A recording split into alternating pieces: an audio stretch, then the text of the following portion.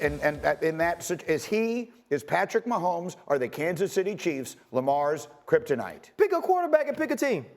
He's theirs too. I think the reason it comes up with Lamar is because Lamar's the closest thing to him in individual accolades. Right? Josh Allen hasn't won MVPs. Joe Burrow, who actually beat him in the AFC Championship, hasn't won MVPs. And so we're waiting for Lamar Jackson to take that next step. And we've said it on this show a million times. You call Lamar Jackson Karl Malone, but to every Karl Malone, there was also a Patrick Ewing. Yeah. Right? To every Patrick Ewing, there was also a Charles Barkley. And those are the Josh Allens. Those are the Lamar Jacksons when you play against the Kansas City Chiefs and Patrick Mahomes. What Lamar Jackson has to focus on is just being his best self against Patrick Mahomes. His best self completes this pass to Isaiah Likely. His best self completes that pass to Zay Flowers. It's not about going out and competing against the quarterback of the other team. It's being the MVP you. It's being the game changer you when you most need it. Look, Lamar Jackson is one of the greatest players that we have ever seen. That's not an exaggeration.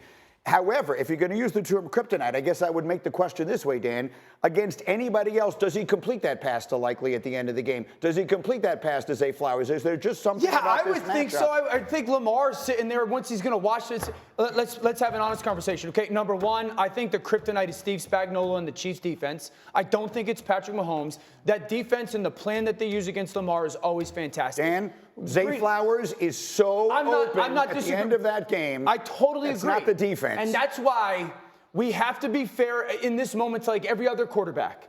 If this was Monday morning and Dak missed those throws, we would be crushing Dak Prescott. If Jalen Hurts missed those throws, we'd be crushing them. If Josh Allen missed those throws, we'd be crushing them. Lamar was amazing, but he missed those two throws. And for a guy that is as highly touted and as highly accomplished and a two-time MVP, it's an inexcusable miss to have back-to-back. I love Lamar. I've championed Lamar. He was amazing. He cannot have those missed throws. And he can't have them against Patrick. You're not going to beat Patrick and the Chiefs unless you play darn near perfect. Lamar played like a A- game.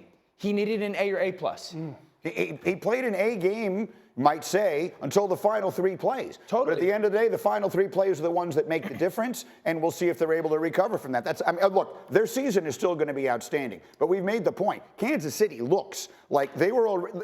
I don't even know if they were the best team last year. They just were the ones that figured out a way to win at the end. Now, at least in the early going, they look like the best team. Yeah, I mean, it's one game. And look, and they're also a toenail and a two-point conversion away from being 0-1, right? So, like, but that's not, I mean, but yes, they look like a team that went out and solved whatever problems they may have had on offense last year. The Ravens look like a team that has a lot to still figure out because of the losses they suffered on both sides of the ball. Let's just look at 15 here. So, Cindy, can we roll? First of all, here's Xavier Worthy, okay? Yeah. I could just watch this. I could just put this on a loop for 2 hours this morning and have the highest rated show ever. But here's Mahomes. We do this too much to Patrick. That's a perfect throw. That might be a touchdown. We do this too much. We've gone 35 minutes. Patrick was phenomenal last night, and we've talked about everybody but him. That's a drop touchdown by Juju Smith-Schuster. So those are two throws that I sit there and go, likely touchdowns that aren't. This is a sack on third down. That's not a sack because he's Patrick. And there's not a ton of guys that make these plays, and we just take them for granted. That's 35 yards on the rope from Hall of Famer to Hall of Famer. This is a potential tackle for loss that he turns into a 25-yard gain toward the middle of the field. I mean, I thought Patrick was sensational, and it gets overshadowed a little bit because of the controversy at the end of the game. This is another opportunity where he scrambles away and gets that ball out for a completion. So, my big takeaway with Patrick was like, man, he threw it so well. This is a huge play in the game. 33. Seems boring to me, Dan. What? Seems boring to me. Stop it, dude. We've only seen it for like the last 6 years, don't gloss over we see it all the time. But don't gloss over it. He's the best player in the league. He's the best player in the league. It goes without saying at this point. I think Patrick will be fine with the lack of attention as long as we're still talking about him in the middle of February like we are every year. He's the best player in the league. Not just that. He's the best player we've ever seen. He may not be the greatest yet. It's too early to crown him that. I was going to say, every single play that we just showed, he's the best player. There's a difference between best and greatest. Brady is the greatest player ever. He played till he was 45. He accomplished infinitely more than Patrick Mahomes has had the opportunity to. Patrick Mahomes is 29 years old. But every single one of these plays, if anyone else made them, we would lead the show with them. But Taylor, he lulls us to sleep because he makes it look so easy and he does it every Yeah, week. he does it flawlessly. It's one of the things that we all love Patrick Mahomes about when he first came in the league. I remember we were playing the Chiefs in the 4th preseason game when there was a 4th preseason game, and he was not starting. He comes out, plays that entire game, in the 4th preseason game as starters. You kind of sit back, you got the seeds in your mouth and all that. This kid was throwing bombs. We're like, yo, who the hell is this guy? What the hell is going on here? Now we're seeing this, and he's so good. Like, RC, you made a joke about it, but people are legit kind of bored. Yeah. They're bored of it, which I think the Chiefs are perfectly fine with. Well, think about their offense now, too. We finally got the opportunity to see Xavier Worthy. And I don't want to, it wasn't like Xavier Worthy went out and was Steve Smith type of thing. You know, he had the reverse for a touchdown, but that's just going to create more issues for defenses. He gets the broken coverage, lack of communication, but that wasn't by accident either. You know, it was because of Matt Nagy and Andy Reid and the formation and the way that they manipulated it. I mean, listen, this play's executed well. Taylor, you know this. If you execute that play well as an offense, you're going to get 25 yards. He scores from 1,000 yards away. I mean, he wasn't even remotely touched. So we've seen Rashee Rice is going to have 120 catches. Now, see, like that's what's most important.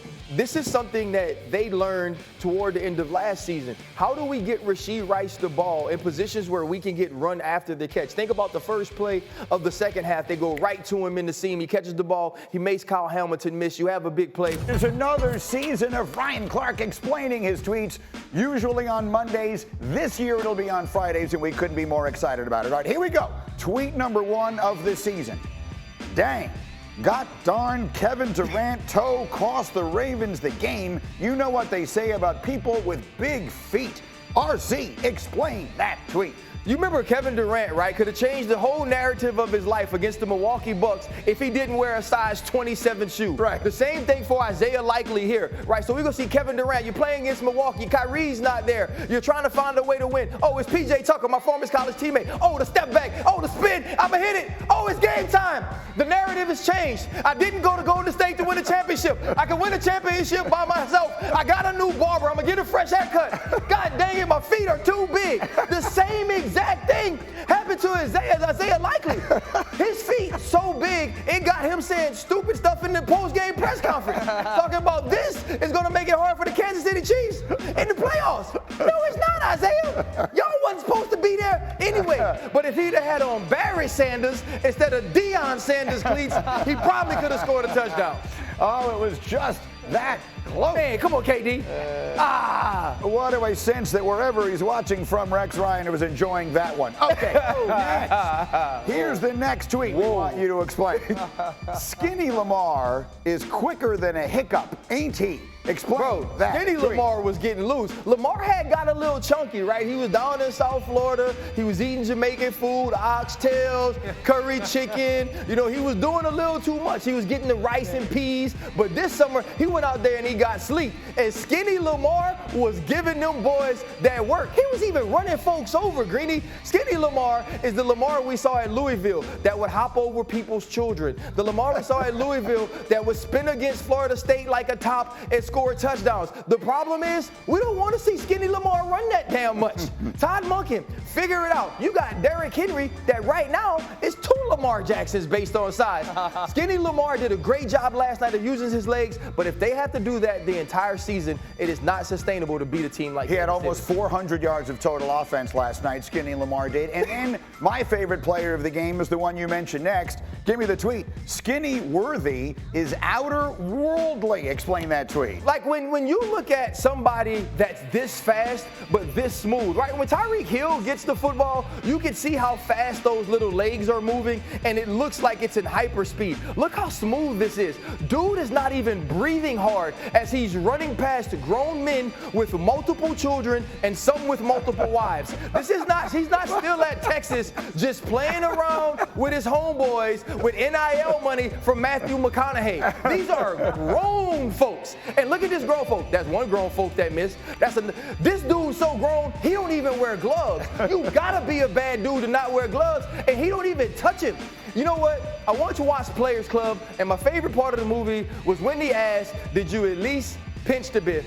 Nobody pinched Xavier Worthy last night because he was too dang fast. Nobody may. By the way, Saturday is going to love that play because there's like 3 pancakes. Everything about that touchdown, which once again was the first career touch for Xavier Worthy in the NFL. Oh, tweets are back and better than ever. Dog. Oh, wait a minute.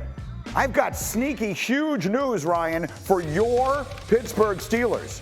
Russell Wilson was limited in practice yesterday after reporting tightness in the calf that he injured during training camp. The Steelers will visit the Falcons this Sunday. Dan Graziano will be there in Atlanta for that. Yes. Dan, we know that the calf was something that bothered Russell early in the training camp. Now, all of a sudden, here we are 2 days before the season. What does this mean? Same calf, so that's a problem. Look, limited in practice can mean a number of things. It can mean he felt a soreness in the calf and they held him out of practice. It doesn't seem like that's what it means in this case. He was out there for walkthrough, and he was out there for individuals, and he was first team in the walkthrough.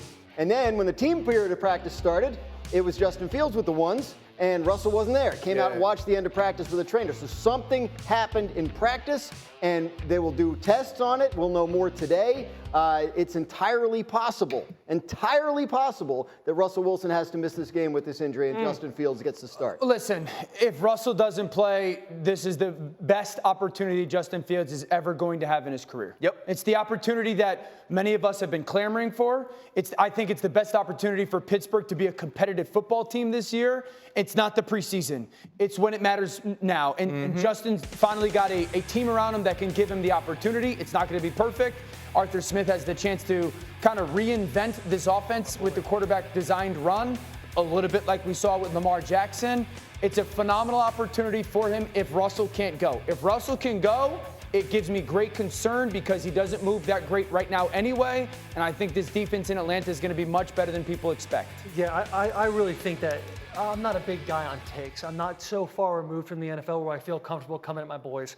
I will say Russell Wilson could care less. Like, if you got the calf, I think you're cooked, brother. I think that's done. Justin Fields is the guy that should be leading the Steelers. I think Arthur Smith, being able to use guys that can, run around a little bit. Justin Fields has more mobility now that you were just saying. He's going to do a great job establishing the play action. He's going to put that kid in a position to be successful. I think if Justin Fields gets this job, we're looking at a situation where he doesn't look back. Well, here's the thing. I think that. Dan has thought that. So many people have thought that all through this entire offseason. And yet, the only person whose opinion matters, and quite frankly, the one who knows much more about this than anyone else, is your old coach, Mike Tomlin. So he obviously is seeing stuff that we're not seeing. Yeah, I think for him, it was the comfort in the floor of Russell Wilson. It was that Russell Wilson understood the offense. He was going to be able to give the football and delegate the ball in the places that it needs to go in order for this offense to run. I don't think it was ever him believing that they would be more explosive with Russell Wilson, but Dan kept saying the word opportunity. Now we need to see Justin Fields turn this into luck, which is when preparation meets opportunity. If Justin Fields gets this opportunity to get behind this offensive line, to get into Arthur Smith's offense, he has to take control of this job.